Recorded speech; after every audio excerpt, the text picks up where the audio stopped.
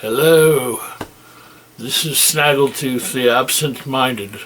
I am a psychic wizard, and I'm going to use my powers to first remember what I was doing, and yes, that's it. I'm going to use my powers to reveal some things to you. I have the envelope here. I have your sleep number.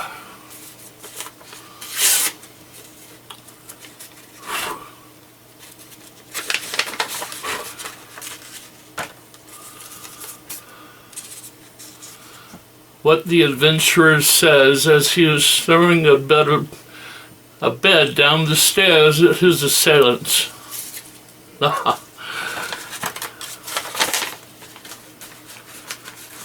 I have the next envelope. My liege never lies to me.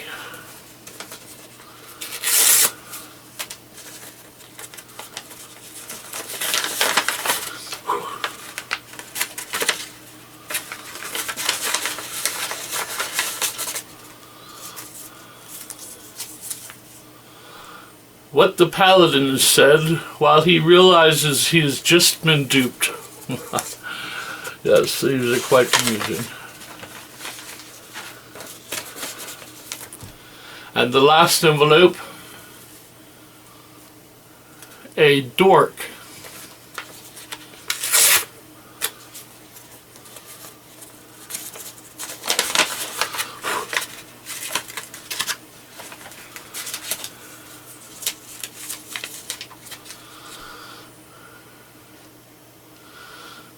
What you call a dwarf when he wakes up the next morning a bit sore in the ass after drinking with a bunch of half-orcs. Oh, yes. I think I've done that myself. No, that was someone else. Okay. And I also have some questions that some of our viewers have sent in, and I will read them to you and give you my insight on the matter. I am a DM who has recently started running a campaign for a group of friends with absolute zero prior experience. This is my first time running a non-module campaign, and I've been having a ton of fun creating the encounters and plot lines so far. The party is 6 level 2 characters. For the next session, the party is going to be attacking the main camp of bandits they've been asked to deal with as their first quest.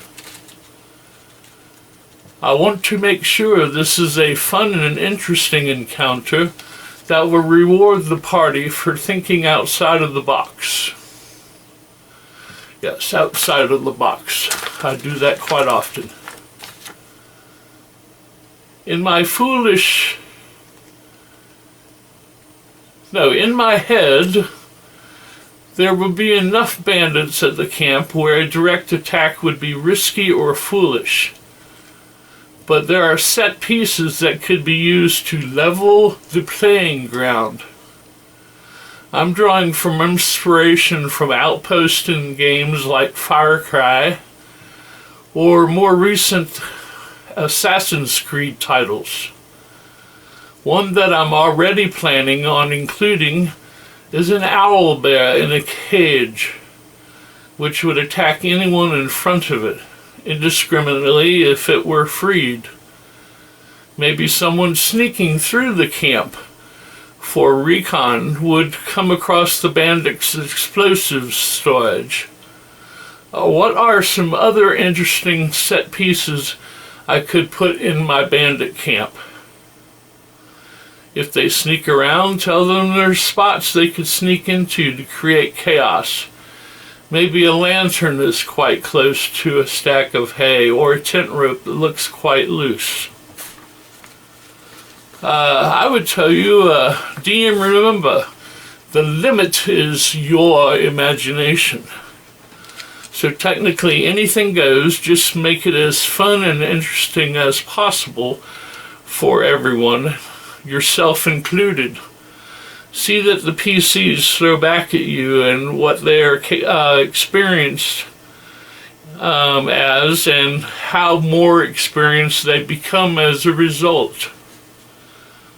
You have plenty of things lined up that could set off all kinds of chaos and diversions so far, but the DM can always bend the rules a bit, just to make things flow in a way that suits the story that you are creating. That's your DM's license. You are in charge. That's why you have an outcome that you need to keep going to have the story flowing. Just be reasonable and fair to the PCs and make it fun for them and for everyone involved. However, be careful.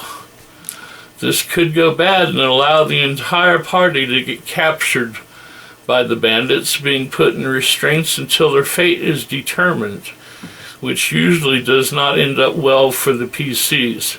Or, even worse, you could have a TPK, a total party kill, which leads me to my next topic. TPKs are total party kills. What are the good points or bad points to a TPK? You can easily avoid or prevent this. What can you do to recover from a TPK? You don't want your game to be unsatisfying for players. You want them to have fun in spite of the changes or mishaps. After a TPK, blame, betrayal, and sadness will start at the game table, leading to unhappy emotions and resentment. Even after a TPK, it's never just one player's or the GM's fault. So you will want to quickly resolve this matter to make everyone happy, including you. Good points that are about TPKs is that it hones the player's approach to playing the game. They learn that a TPK can be educational by teaching them, 1, the limitations of their individual skills and abilities, 2, the random fickleness of die rolls, 3, the value of extra planning in advance of such occurrences, 4, how to avoid a TPK altogether, and 5, you are the GM. You will not simply save the group of PCs due to inexperience, bad player choices, or plain stupidity on someone's part. One thing you could do is make a TPK chart to use with lots of solutions, and the default error effect is lowered probability on this table. I have placed some really good videos on TPKs here in our newest library section.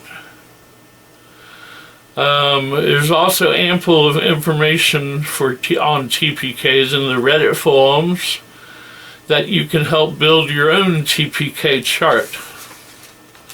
In fact, our upcoming product book on the dragons, for example, has a very, very nice TPK and chart inside of it. So look for that in an upcoming publication. Now, I will leave you for now until next week's episode, but take a moment and watch the slideshow here at the end of the broadcast of D&D silly pet tricks or treats, to give you some ideas and examples. Because what we're going to do here is we want you, the viewers, to send in your own silly pet tricks or treats that are D&D themed. Post them below or send them to us in whatever way you can, and we will have them up and available on the video site for polling and voting and select a winner each week for a grand prize winner. At the end of the month, it will be selected above all the entrants. Look for it then, and I will announce later what your prize might be for participating. So please subscribe to this channel and like the video so that we can get as many people involved as possible. Thank you again, and have a wonderful day. Don't forget, is there watching you. Goodbye.